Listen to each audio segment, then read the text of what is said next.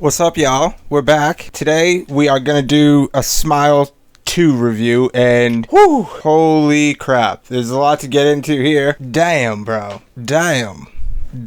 I mean, just damn. Of course, when I do this, Sons of Anarchy want to do a parade outside. Alright, so Smile 2, let's dive right into it. I thought this was a ride. You won't have too many spoilers in this review, so don't worry about that. There'll be minor spoilers, okay? But nothing like, I'm not going to give away kills or anything like that. So, Kyle Gallner opens this film, and does that kid age like, oh, you like my sweatshirt there? But does Kyle Gallner age? I feel like I've been watching him like since I was a kid. And he just still looks like or is still playing 20-year-old characters somehow.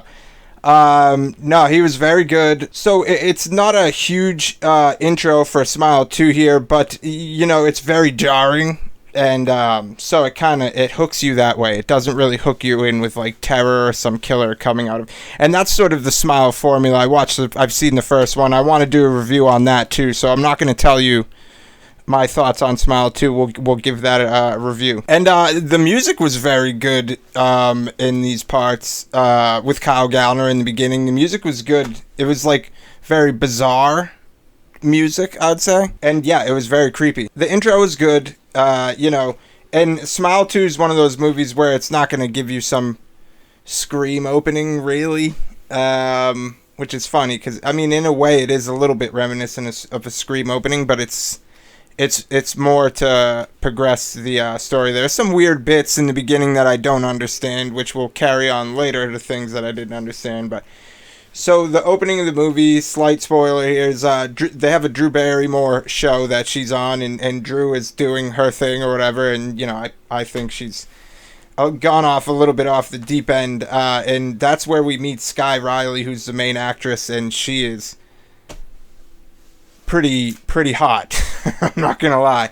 Yeah, she's banging, and so she sort of is struggling with addiction, or has. The movie centers sort of around this car accident she was in. They bring it up on the show, and that took the life of someone else.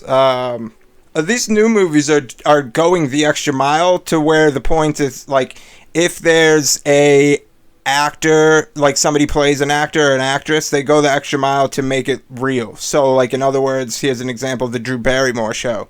In another movie that I'm going to review, Unfriended, I believe it was. And so that had a lot of official stuff. So, you know, back in the day, it would just do, you know, they would have a fake YouTube or something like that. But they're really working to get everything legit, so it's like, oh, this is really YouTube. And if I'm not mistaken, from that movie, Unfriended, there's still videos on YouTube that you could go and watch. So she's sort of painted as a... I don't know if the media was trying to sort of paint her as a drug addict. You know, there's one scene where she's at a house of somebody, and she sees, you know, on the news or whatever, you know, Sky Riley struggling with addiction. And there's a lot of big set pieces in this movie. I felt like this was going to be a bigger movie. I was kind of like half right and half wrong. It is sort of a bigger movie, but it's more so in the set pieces and not the people. I was hooked so far. I was in. I'm like, all right, what has this movie got to offer? And, you know, there's some very terrifying bits in this movie, man. The first kill. Oh, my God. It was absolutely brutal. Like, people, this is my idea of brutal. When people think of brutal and awesome, they think of that new movie, Violent Nature, with the chick in the woods there. This is like my version of that. Like, this shit gave me like a panic attack. And I was just, my God. And then, yeah, so it just, and then when you're like, oh, please, it's almost like a make it stop. Like, it was very, and the makeup was horrifying in that scene. But there's one scene where the makeup is very questionable, but it's only in one scene. It's a minor thing. It's not even a kill. So it doesn't even matter. But, oh my God, absolutely brutal. Genuinely terrifying. Honestly, genuinely terrifying. Because they do a good job of oh my god, let's put it this way. Oh my god, someone's in need of help, and then the person that's in need of help, it's just a switch. So they did a good job of making that person switch. So if a person had switched from being very gravely injured and then all this, it's, you know, the smile and everything. Oh my god. So you gotta, and I mean, does Voss Water sponsor this film? Not almost, but dude, 80% of the film, this chick is drinking a fucking Voss Water. Like, what is going on? But that's, you know, she said, her therapist or whatever said, whenever she feels like the urge that she's gonna get a vision or something like that, then she'll drink water instead of using substances or something like that. Bro, Alfredo, dog, what the fuck? Alfredo, what's wrong with you, dog? I mean, if you haven't seen this movie, bro, what are you doing? That, if Alfredo, I say, is one of the most terrifying parts of the movie, dude. Oh my god. And what's wrong with you, bro? How the hell is your ass so dirty? Don't you wipe? Don't ask questions you don't want the answer to, buddy. Fucking Alfredo. Oh my god. So this movie does have a lot of downtime. And you can play with it how you want to, you know, if you're into the, like, drama amongst friends and shit like that, which I am, definitely. I love boyfriend drama. I love all that shit. The more teen it goes, the better, because it reminds me more of 80s slashers and stuff, which were just perfect for me. So, yeah, I mean, dude, there's lots of downtime, but, you know, there's terrifying moments even within the downtime, but it's definitely not a movie where we just go, oh, okay, couple dialogue scenes into something crazy. It's like a lot of dialogue scenes into something crazy. And, you know, you don't look for like a massive body count in this movie, but, you know, don't worry, because there's gore in other areas.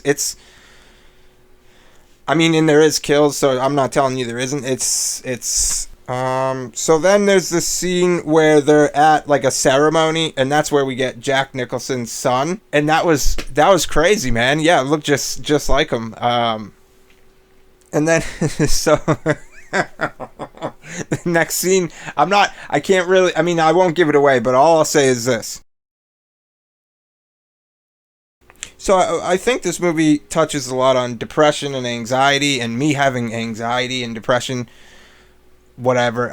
But the anxiety, bro. Maybe not so much the depression, but there's so many bits in this movie. Like, she keeps receiving a text from someone she doesn't know. And how do people get it to say unknown?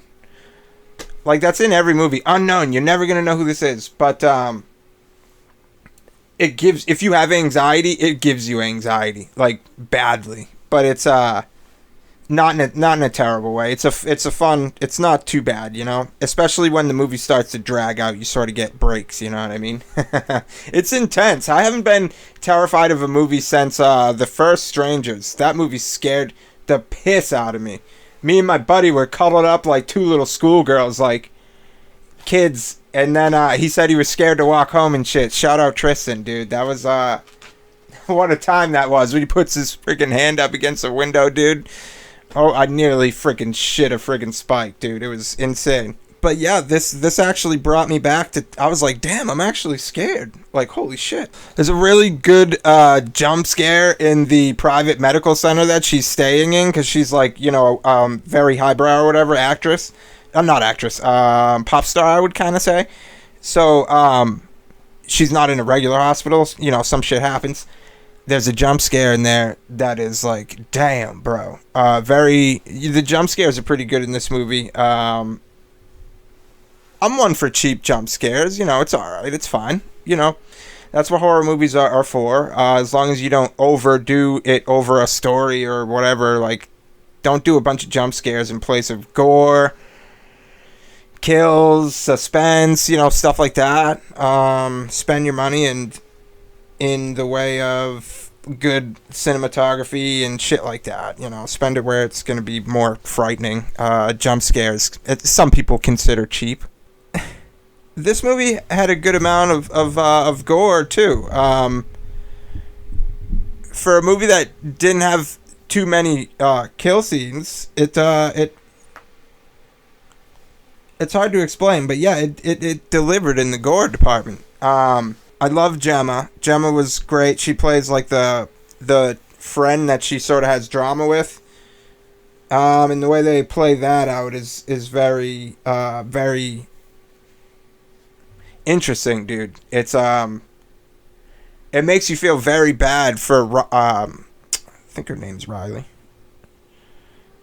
Well, whatever. It makes you feel very bad for Miss Sky. I mean, it sort of in the final act, it sort of starts to drag a little for me because it's like the movie proves very early on that you can't really trust anybody.